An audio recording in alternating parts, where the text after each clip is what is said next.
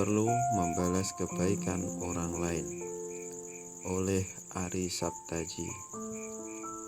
Dalam mata pelajaran IPS, seorang guru menugasi murid-muridnya untuk merancang dan menerapkan suatu aktivitas yang berdampak baik bagi dunia ini.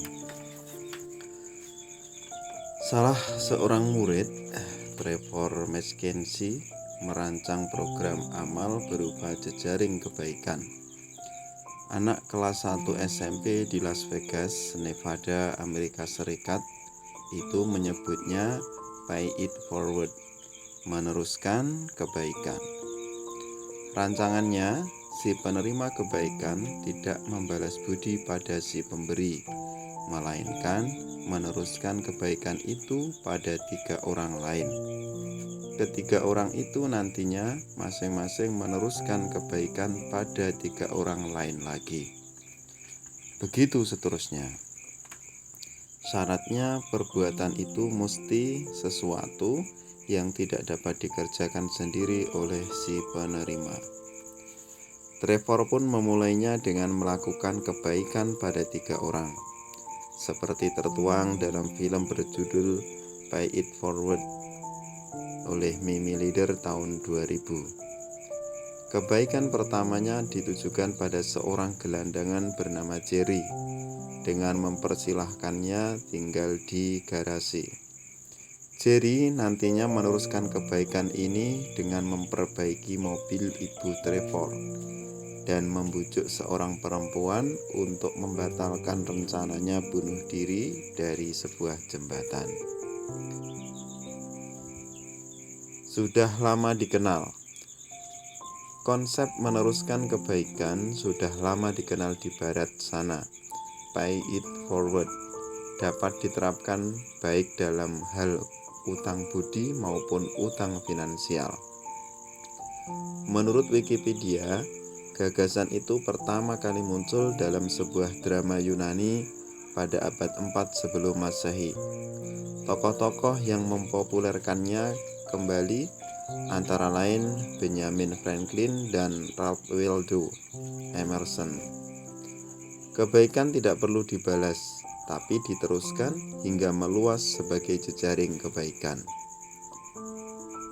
Di sini kita mengenal pepatah utang emas boleh dibayar, utang budi dibawa mati.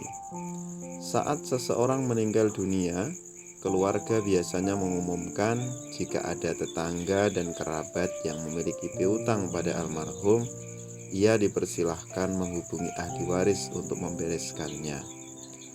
Namun, bagaimana dengan utang budi?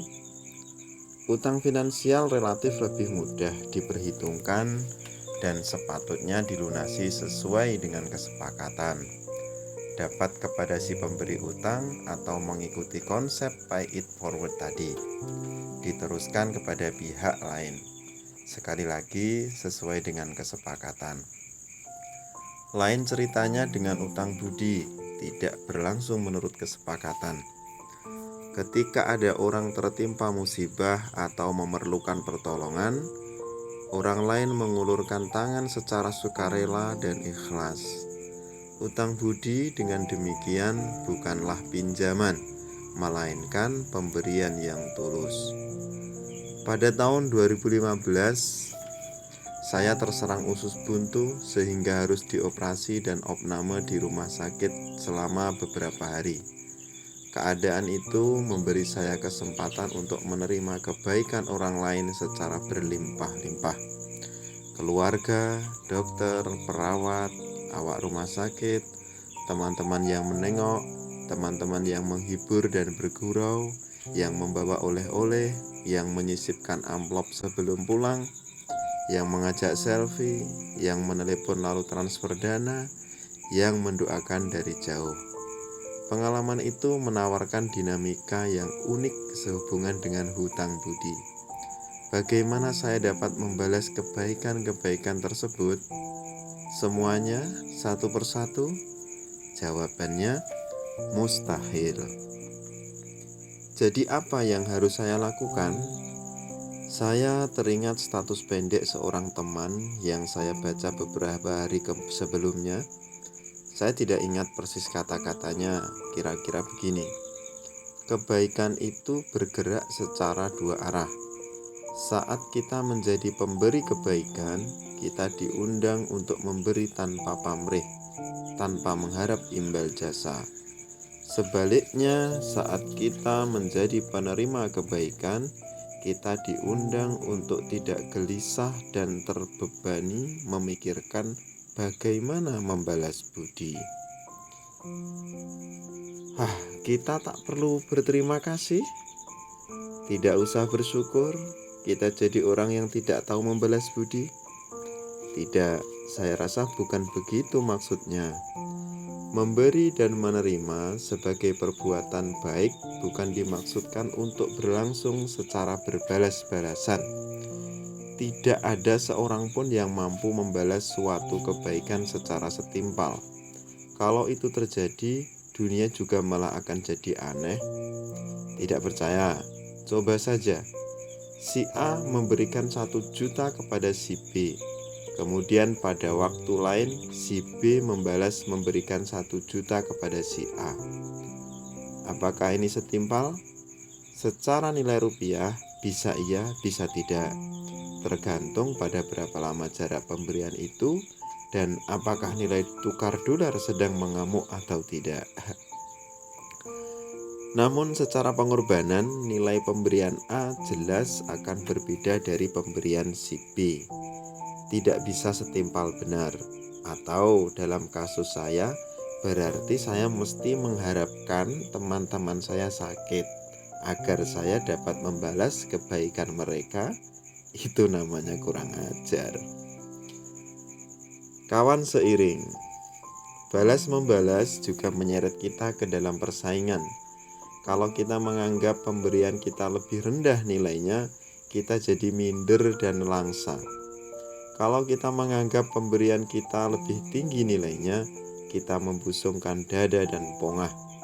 Kebaikan bergeser jadi kemalangan, bahkan kejahatan.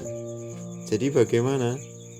Memberi dan menerima sebagai perbuatan baik itu lebih menyerupai kawan seiring, bergandengan tangan, seperti gerak tubuh yang saling merespon menjadi tarian elok. Seperti duo syair dan melodi yang bersama-sama merajut simfoni yang indah. Lihatlah setangkai pohon mawar. Dari matahari, ia menerima cahaya dan panas.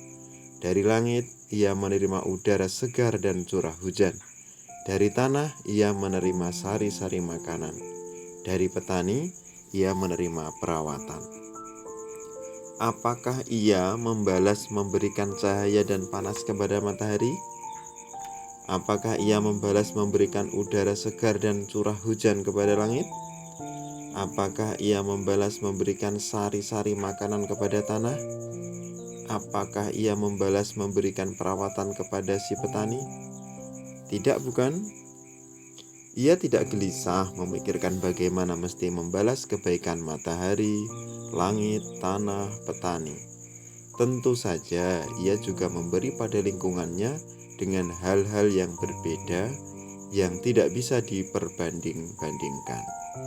Dalam pelajaran biologi dasar misalnya, tanaman mendapatkan CO2 dan melepaskan O2 ke udara. Itu zat yang berbeda, bukan? Jadi, apa yang dilakukan si mawar? Ia mekar semekar-mekarnya menjadi mawar yang semawar-mawarnya. Begitulah dinamika memberi dan menerima sebagai perbuatan baik.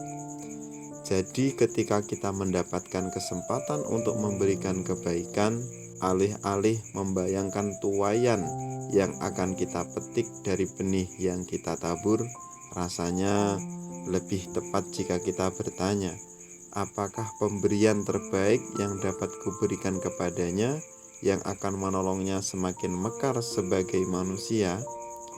Dan ketika kita mendapatkan jatah untuk menerima kebaikan, alih-alih memikirkan apa saja yang mesti kita lakukan untuk membalasnya, rasanya lebih tepat jika kita bertanya, bagaimana saya dapat mendayagunakan pemberian ini sebaik mungkin sehingga saya semakin mekar sebagai manusia. Karena itu, marilah kita saling memberi dan saling menerima untuk mekar semekar-mekarnya menjadi manusia yang semanusia-manusianya.